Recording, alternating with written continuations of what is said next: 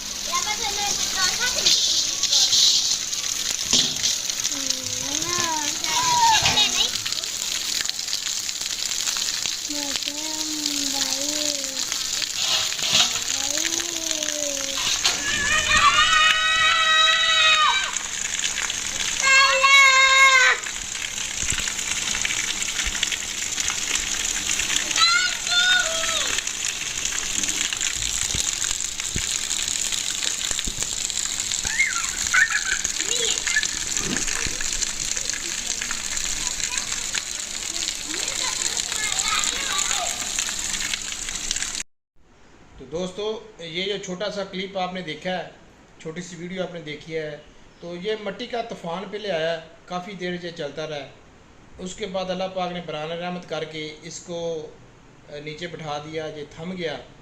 तो बारिश भी काफ़ी देर होती रही है, लेकिन अल्लाह पाक का शुक्र है कि किसी चीज़ का कुछ जानी नुकसान नहीं हुआ। दरख्त वगैरह गिरे हैं, लेकिन अल्लाह पाक ने अपनी रहमत बरसा के अपना करम कर दिया।